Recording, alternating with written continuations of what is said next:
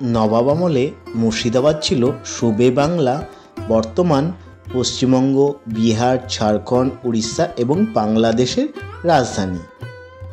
খ্রিস্টীয় 7ম শতাব্দীতে গৌড়বাংলার রাজা শশাঙ্কের রাজধানীও ছিল এই মুর্শিদাবাদ জেলার কর্ণসুবর্ণ অঞ্চলে। এছাড়াও বাংলার অন্যতম পাল রাজা মহিপাল এর রাজধানী শহর সম্ভবত এই জেলাতেই ছিল। মুর্শিদাবাদ জেলার আনাচে কানাচে এখনও ছড়িয়ে ছিটিয়ে রয়েছে নবাবী আমলের নানান স্থাপত্য কীর্তি।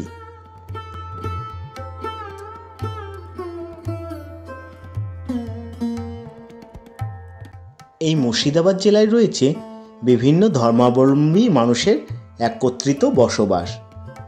শুধু নবাবী আমল বলেই নয়, নবাবী আমলে যেমন ইসলাম ধর্মের বিভিন্ন স্থাপত্যকীর্তি মুর্শিদাবাদ জেলার বিভিন্ন স্থানে চোখে পড়ে, ঠিক তেমনই সনাতন ধর্মাবলম্বী মানুষদেরও অনেক স্থাপত্যকীর্তি এই জেলার আনাচে কানাচে আজও বর্তমান রয়েছে।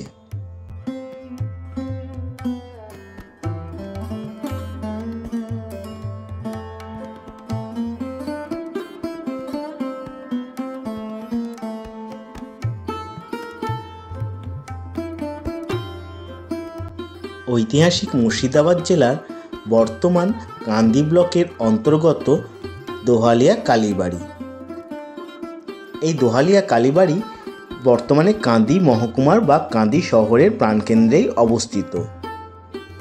জানা যায় শতাব্দী প্রাচীন এই মায়ের মন্দির রাজা লক্ষণ সেন এবং বল্লাল সেনের আমলে মায়ের বিগ্রহ প্রতিষ্ঠিত হয়।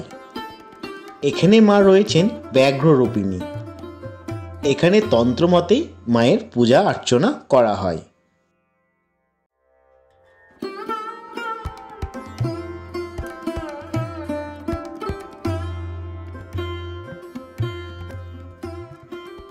শোনা যায় প্রায় 1000 বছর আগে বল্লাল সেনের আমলে কোনো এক পরিব্রাজক সন্ন্যাসী নাগাল্যান্ড থেকে নদীপথে ভ্রমণ করছিলেন।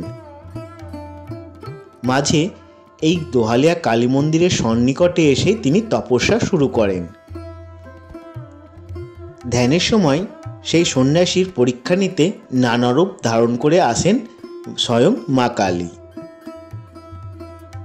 ধ্যান শেষে যখন সন্ন্যাসীর চোখ খোলেন তখন তার সামনে বাঘরূপিণী দক্ষিণাকালীর মূর্তি তিনি দেখতে পান। সেই থেকে এখানে মায়ের পুজো হয়ে আসছে ব্যাঘ্ররূপিণী রূপে।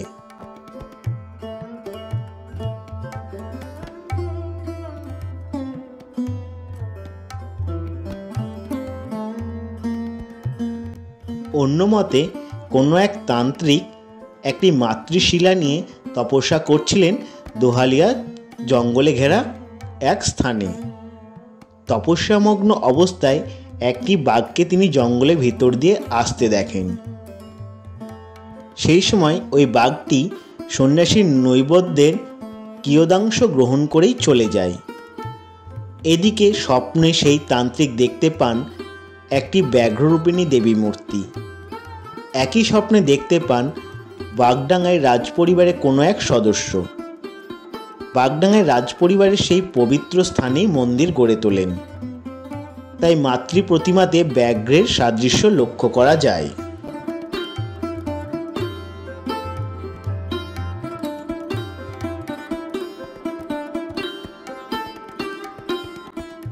জনশ্রুতি রয়েছে এক অন্ধ পরিব্রাজক সাধক এই কালী মন্দিরের গাছের তলায় তপস্যা করছিলেন।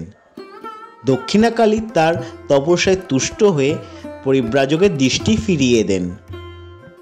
সেই থেকে বিভিন্ন জায়গার মানুষ এখানে আসতে শুরু করেন তাদের দৃষ্টিশক্তি ফিরে পাওয়ার আশায়, এবং এই মন্দিরে এসে মায়ের পুজো দিয়ে মন্দির সংলগ্ন একটি পুকুরে স্নান করে গাছের শিকড় নেন।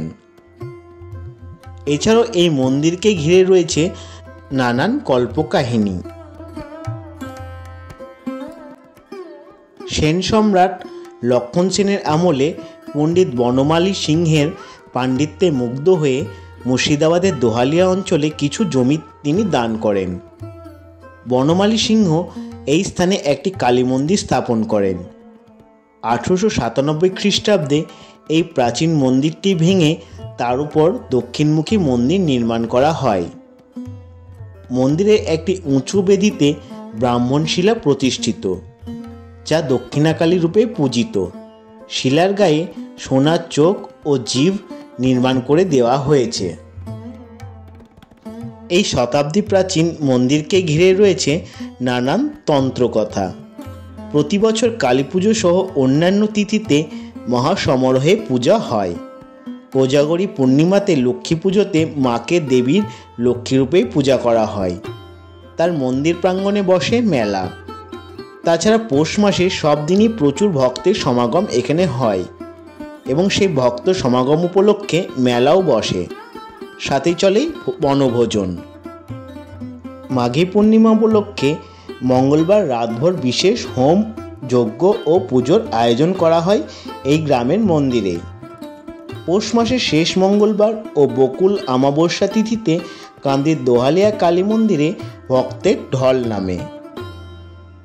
এছাড়াও প্রতিদিনই মায়ের নিত্য পুজো হয়।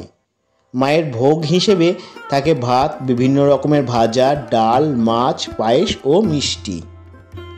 কোনো কোনো বিশেষ দিনে থাকে খিচুড়ি, পোলাও ও মাছের বিভিন্ন পদ। তো আজকে আমার এই ভিডিওটি আপনাদের কেমন লাগলো তা আপনাদের মূল্যবান মতামত ভিডিওর কমেন্ট বক্সে অবশ্যই জানাবেন।